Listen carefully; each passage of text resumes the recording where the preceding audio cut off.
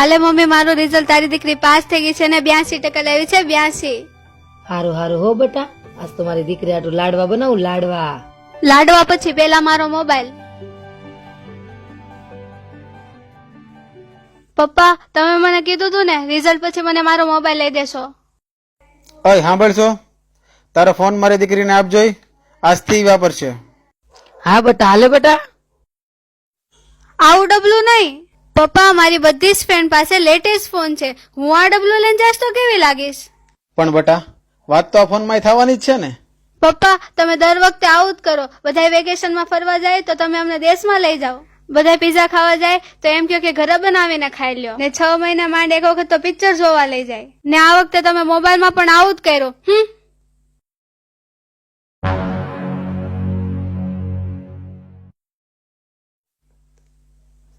Mummy, હું મારા friend ના ઘરે જાઉં છું. ઓ ઢીંગા, ઉભી રે અહીંયા આવ. આ જો તો આમાં શું છે?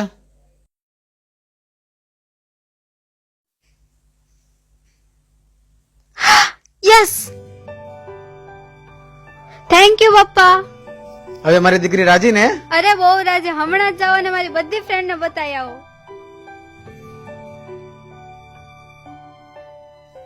જોયું મારી દીકરી કેટલી રાજી થઈ ગઈ?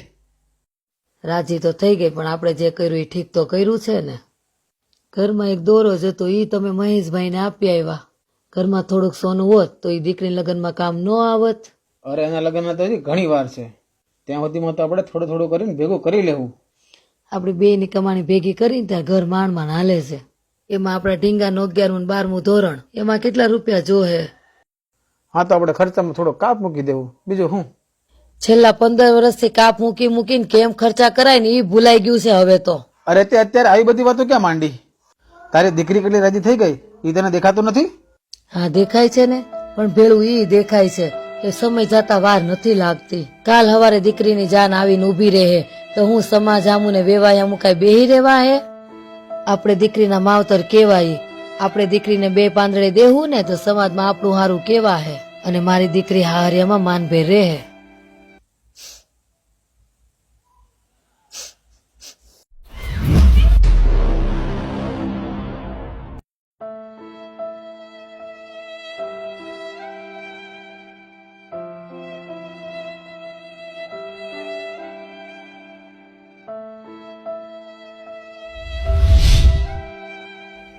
આટલી બધી સ્વાર્થી હું ક્યારથી બની ગઈ કે મને મારી જીદ જ દેખાણી, માતા પિતાની પરિસ્થિતિ નહીં.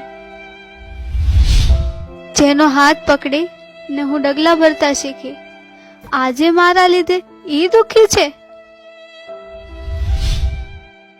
જેમના ખભા પર બેસી મેં દુનિયા જોઈ, આજે એમના દિલની વાત હું કેમ ન સમજી શકી?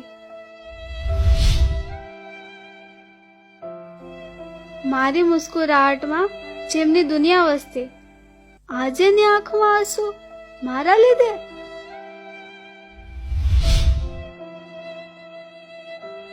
મારી ખુશીઓ જ જેમની જિંદગી હતી, આજે એના જીવનમાં અંધારું મારા લીધે.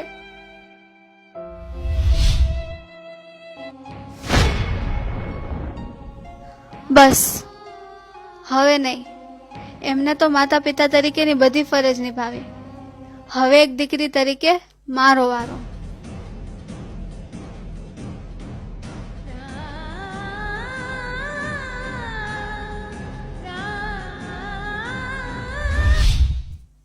પપ્પા, સાયકલ તમારી રોજ રોજ બગડેલી જ હોય, એન કરતા એક નવી ગાડી લઈ લ્યો ને. જો દીકરા, આ કંપનીના કપડા અને આ સાયકલ એની એવી ટેવ પડી ગઈ છે ને કે હવે તો આ બીજા કપડા અને ગાડી આપણને માફક ન આવે.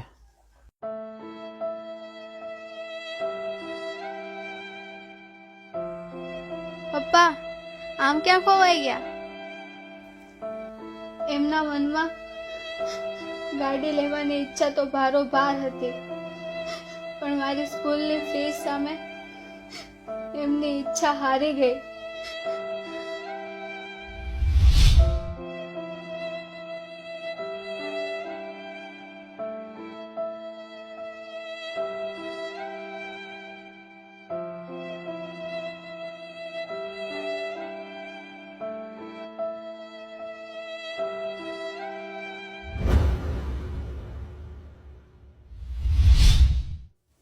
બસ આ મારી છેલ્લી પૂરી. હો, મારું પેટ ભરાઈ ગયું છે, હવે તું શાંતિથી ખાઈ લે. ફક્ત 3 પૂરી ખાય અને જેમનું પેટ ધરાઈ જાય એ વ્યક્તિ આ દુનિયામાં માં સિવાય બીજું કોણ હોઈ શકે?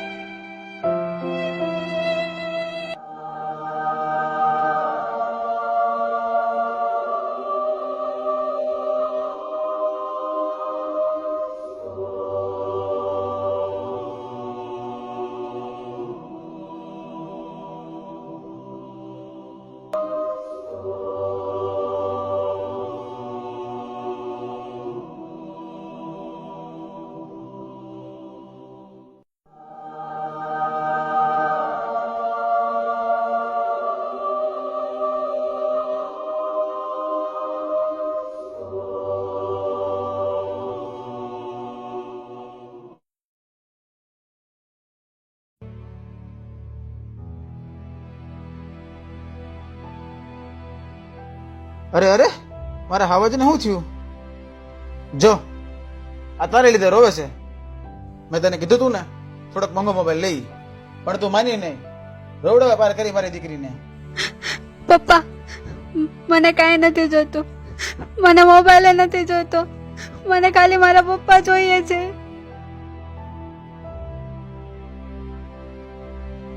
પણ બેટા તને થયું છે હું? બોલતો બેટા.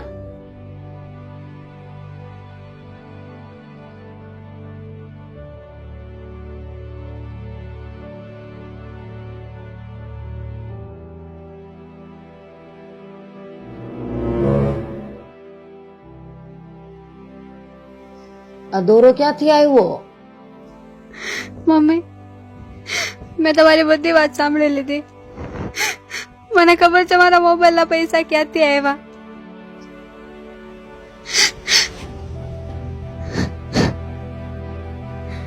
બેટા આ દોરો? મેં મારો મોબાઈલ પાછો આપી દીધો અને પૈસા મહેશ અંકલને આપી તો મારો દોરો પાછો લઈ આવી.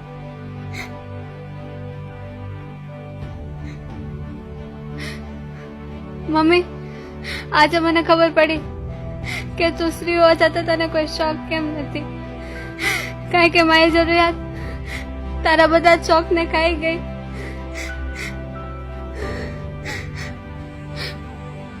અને પપ્પા, આ વેકેશનમાં મારે ક્યાંય ફરવા નથી જવું. આ વેકેશનમાં હું નોકરી કરીશ અને તમને ગાડી લઈ દઈશ. પછીથી મારા પપ્પા સાયકલમાં નહીં ફરે.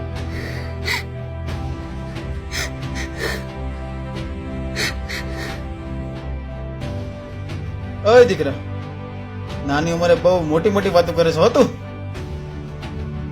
આજ મારી દીકરી છે ને જિંદગીની પરીક્ષામાં પાસ થઈ ગઈ. ઈ તે 100 માંથી 100 નંબર પૂરા. અરે કોણ કહે છે કે દીકરી બોજ છે? એને શું ખબર કે દીકરીના બાપ થવાની શું મોજ છે?